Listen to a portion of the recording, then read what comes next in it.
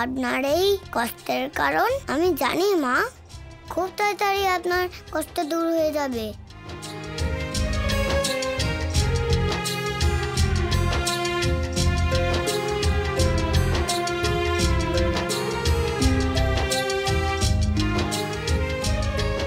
তোমার চোখে জল কেন? কি হয়েছে বলো? আর তুমি বাচ্চাদের কাছ থেকে মাখন কেন সরালে? খেতে দিতে ওদের। ক্ষমা করো, আমারও তো খুব কষ্ট হচ্ছে, কিন্তু কি করব, মহারাজ কংসকে কর দেওয়ার সময় নিকটে এসেছে। আর যদি আমাদের শান্তিতে বাস করতে হয় তাহলে এই মাখন, ঘি, দুধ, দই এই সব কিছু একত্রিত করতেই হবে।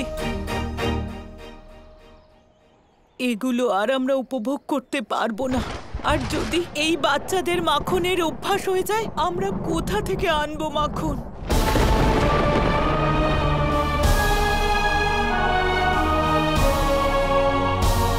ধৈর্য ধরুন মা। ওগুলিকে মাখন কেড়ে নেওয়ার ইচ্ছে কংসের কখনোই পূরণ হবে না।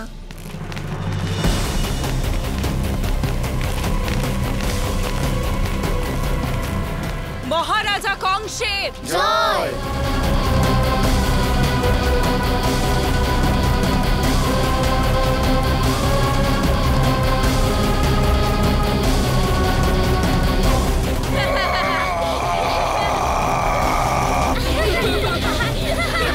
আমি রেখার উপর সর্বদা নজর রাখবো, আর ওই বালককে রক্ষা করব আমি।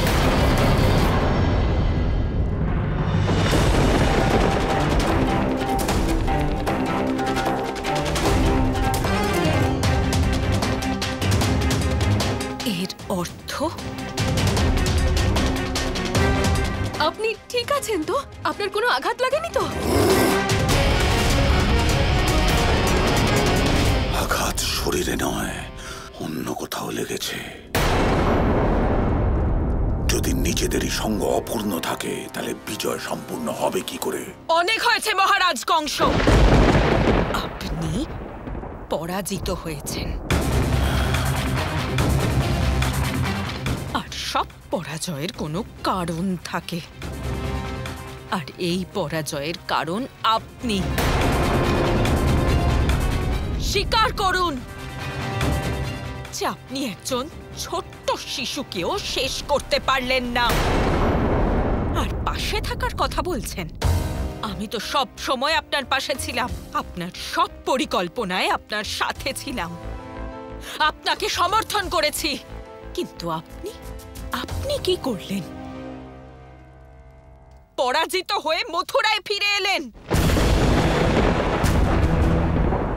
তুমি ঠিক বলেছিলে অস্তি, আমার মথুরা থেকে অনেক আগেই চলে যাওয়া উচিত ছিল। এই মহারাজ, ইনি বিশ্বাসের যোগ্যই নন।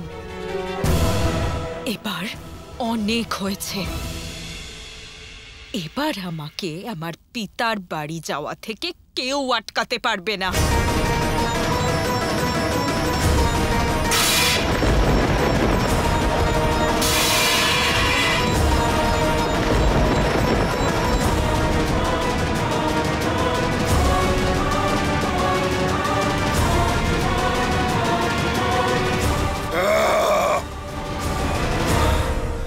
কৃষ্ণ, ছাড়বো না তোকে আমি। মনে হয় এটা অন্তিম মাখনের হাড়ি ছিল, আর মনে হয় মাখন খেতে পাবো না। ঠিক আছে, আমি একবার বড় হয়ে যাই, তারপর আমি ওই কংসকে মজা দেখাবো। বাহ, এটাই হলো কাদের কথা। বৃন্দা, আমি বলছিলাম যে তুমি কি জানো যে মহারাজা কংস কোথায় থাকে? কোথায় আবার? বাড়িতেই। বাড়ি নয়, নিজের রাজপ্রাসাদে। আর রাজপ্রাসাদ কোথায় জানো? খুঁজে নেব। হে, চিন্তা তুমি করো না বৃন্দা, আমার মনে আছে, তোমাকে নিয়ে যাব আমি। ঠিক আছে, শুধু আমাকে ফাঁসিও না।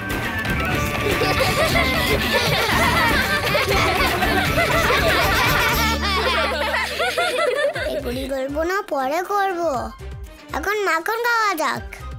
সেটা কি করে ভাই?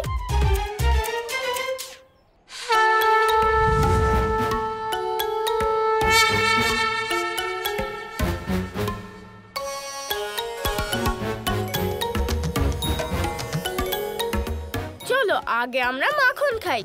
কংসকে কিভাবে শায়েস্তা করতে হবে ওই বিষয়ে পরে ভাবা যাবে, কি বলো?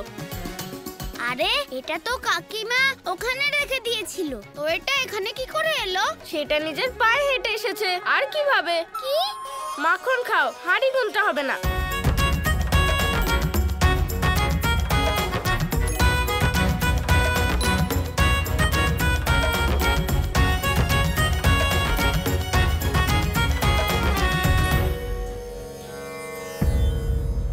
কি হলো সুদামা, তুমি কেন খাচ্ছ না? তুমিও খাও। মাকে অত কষ্টে দেখে আমার আর মাখন খেতে ইচ্ছা করছে না।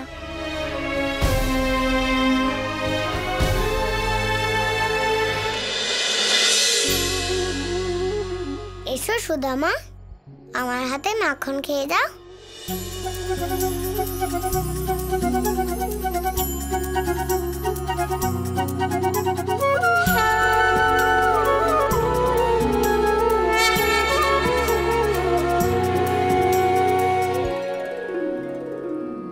আমাদের কিছু ভাবতে হবে। হ্যাঁ ভাই, আমাদের শীঘ্রই কিছু একটা পরিকল্পনা করতে হবে, তাড়াতাড়ি ভাবো।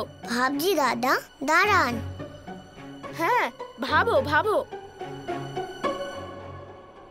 তুমি গোপালকে এভাবে কেন দেখছো? কারণ ও নতুন পরিকল্পনার ব্যাপারে ভাবছে। ও তো ছোট, ও কি করে পরিকল্পনা করবে? ও একদম ছোট নয়, গোপাল সব কিছু জানে। তুমি শুধু দেখে যাও ও কিভাবে নতুন পরিকল্পনা তৈরি করে। আচ্ছা, ও পরিকল্পনা তৈরিও করবে আবার বলবেও। ঠিক আছে, দেখি।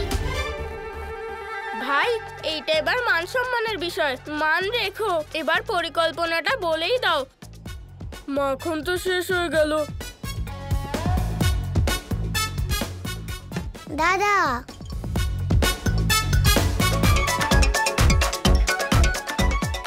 দেখো দেখো, দুষ্টু মেয়ে, তুমিও দেখো, এখনইও পরিকল্পনার কথা বলবে।